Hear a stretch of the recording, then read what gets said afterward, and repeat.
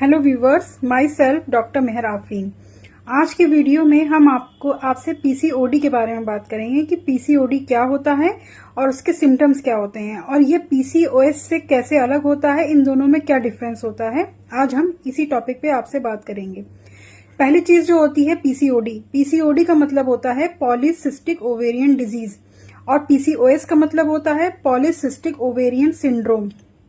PCOD में क्या होता है कि जो अंडे होते हैं वो इमेच्योर तरीके से एक सिस्ट का फॉर्म बना लेते हैं। अंडे जो होते हैं वो मेच्योर नहीं हो पाते हैं, वो इमेच्योरली एक सिस्ट का फॉर्म बना लेते हैं, उसी को हम लोग पीसीओडी कहते हैं।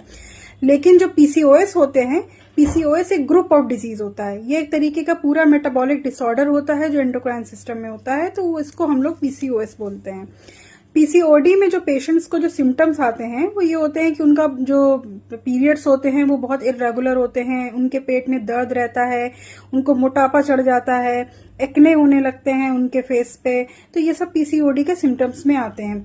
लेकिन पीसीओएस के जो सिम्टम्स होते हैं सेम ऐसे ही पीसीओडी जैसे ही होते हैं, लेकिन यही सिम्टम्स बहुत सीवियर तरीके से आते हैं।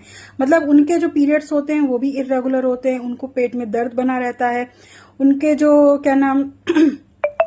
उनको वेट गेन बहुत ज्यादा होता है। इन कंपैरिजन टू पीसीओडी उनको वेट गेन बहुत ज्यादा होता है। तो ये सब पीसीओएस में आता है। पीसीओडी के जो पेशेंट्स होते हैं वो कभी अगर अपना लाइफस्टाइल मॉडिफाई करें, एक्सरसाइज करें, डाइट चेंजेस करें इसमें, तो ये काफी हद तक इन सारे सिम्टम्स से रिलीफ इनको मिल जाता है। और लेकिन जो पीसीओएस के पेशेंट्स होते हैं उनमें मेडिकल ट्रीटमेंट इंटरवेंशन की जरूरत पड़ती है, क्योंकि उनको हार्मोन थेरेपी की जरूरत पड़ जाती है।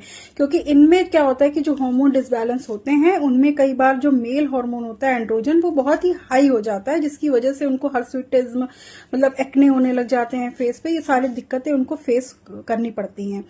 अच्छा, जो ओबेसिटी होती है वो पीसीओडी के पेशेंट्स में भी होती है, मोटापा, लेकिन इन कंपैरिजन टू पीसीओएस ये कम होती है। पीसीओएस में ये मोटापा बहुत ज्यादा होता है क्योंकि पीसीओएस में इंसुलिन रेजिस्टेंट शुरू हो जाता है, तो इसी वजह से उनको पीसीओएस के पेशेंट्स को मोटापा शुरू होता है।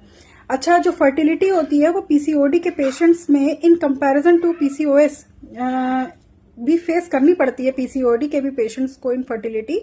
लेकिन जो पीसीओएस के पेशेंट्स होते हैं उनमें ये दिक्कतें ज्यादा आती हैं, और अगर वो पेशेंट पीसीओएस वाले कंसीव कर भी लेते हैं तो उनकी प्रेगनेंसी में भी कॉम्प्लिकेशंस बहुत ज्यादा रहती हैं।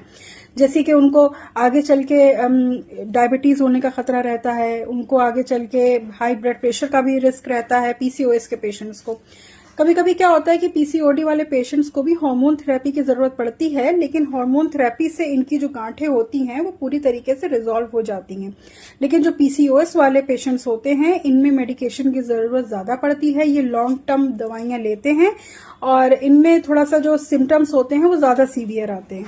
तो इस तरीके से अगर किसी भी पेशेंट्स इस बीमारी से जूझ रहे हैं तो वो फौरन जाके अपने गायनेक से मिले, प्रॉपर ट्रीटमेंट लें और बिल्कुल भी निराश ना हो, क्योंकि सारी जो भी बीमारी होती है वो क्यूरेबल होती है अगर आप उसका प्रॉपर ट्रीटमेंट ले लें। और अगर आपको ये मेरी छोटी छोटी इन्फॉर्मेटिव वीडियोस पसंद आ रही हैं तो आप मुझे फेसबुक, यूट्यूब और इंस्टाग्राम पे फॉलो करते रहें और अपने फ्रेंड्स और फैमिली के साथ शेयर करते रहें। Thank you so much.